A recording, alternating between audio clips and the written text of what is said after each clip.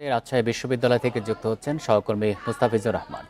মুস্তাফিজুর, প্রচারণা কেমন চলছে সে বিষয়ে জানাবেন। আর ছাত্রদলের পক্ষ থেকে তো ৬ দফা দাবি জানিয়ে একটি স্মারকলিপি দেওয়া হচ্ছে, তারা কি দাবি জানিয়েছে জানাবেন।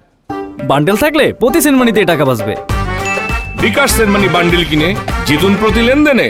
দেখুন, প্রচারণা যখন মুখরিত বলা যেতে পারে রাজশাহী বিশ্ববিদ্যালয়, সেই সাথে বিভিন্ন ছাত্র সংগঠনের দাবি দাবাগুলোও কিন্তু আসছে রাজশাহী বিশ্ববিদ্যালয়ের যে রাকসু কোষাধ্যক্ষ ভবন বা প্রধান নির্বাচন কমিশন অফিস, সেইখানে কিন্তু আসছে। আমরা দেখেছি যে আজকে দুপুর 12টার দিকে জাতীয়তাবাদী শিক্ষক ফোরাম তাদের কিছু পরামর্শ প্রধান কমিশনের অফিসে এসে প্রধান কমিশনারকে দিয়ে গেছেন। এর কিছু পরে ছাত্রদল এসছেন এবং তারা তাদের যে 6টি দফা, সেই দফাগুলো প্রধান কমিশনকে দিয়ে গেছেন এবং তাদের যে 6 দফা দাবি, এর মধ্যে অন্যতম ছিল ভোট গ্রহণ পদ্ধতি, সেটা ম্যানুয়াল না মেশিনে করা হবে, সেটি একটি ছিল। স্বচ্ছ ব্যালট বক্স, সেই বিষয়টি ছিল। লেভেল প্লেইং ফিল্ড এবং নির্বাচন কমিশন যেন কারো প্রতি দুর্বলতা প্রকাশ না করে, সেইটি একটি বিষয় উল্লেখ করার মতো ছিল। সেই সাথে গোপন ভোটদান কক্ষ থেকে অন্য সব জায়গাতেই, সব স্থানেই যেন গণমাধ্যম কর্মীরা বিচরণ করতে পারে এবং সর্বোপরি তাদের যে দাবিটি ছিল যে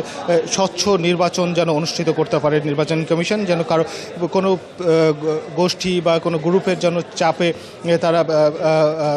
তারা যেন অন্য আচরণ না করে থাকে, এই বিষয়গুলো তারা উল্লেখ করছেন। ঠিক এরই পরিপ্রেক্ষিতে আমরা দেখেছি যে কিছুক্ষণ এখন কোষাধ্যক্ষ ভবনে ছাত্র শিবির তারা এসেছেন এবং তারাও নির্বাচন কমিশনের সঙ্গে দেখা করবেন বলে এসেছেন এবং সেই সাথে তাদেরও বেশ কিছু প্রস্তাবনা রয়েছে, সেগুলো নির্বাচন কমিশনের সঙ্গে আলাপ করে তারা সেই বিষয়গুলো তুলে ধরবেন এবং সেই সাথে একাধিকবার প্রশ্ন উঠেছে বিভিন্ন যারা স্বতন্ত্র প্রার্থী রয়েছেন, দলীয় প্রার্থী রয়েছেন এবং বিভিন্ন প্যানেলে যারা অংশগ্রহণ করছেন, তারা নির্বাচনে আচরণবিধি ভঙ্গের যে অভিযোগ সেটি করেছেন। তবে নির্বাচন কমিশন বলছে যে এগুলো শুধুমাত্রই মৌখিক ছিল, এখন পর্যন্ত লিখিতভাবে আচরণবিধি ভঙ্গ করেছে বা কারোর বিরুদ্ধে কোনো অভিযোগ কিন্তু নির্বাচন কমিশনের কাছে আসেনি। আসলে নির্বাচন কমিশন সুষ্ঠুভাবে তদন্ত করে সে অনুযায়ী ব্যবস্থা গ্রহণ করবে, এটি নির্বাচন কমিশনের পক্ষ থেকে জানানো হচ্ছে।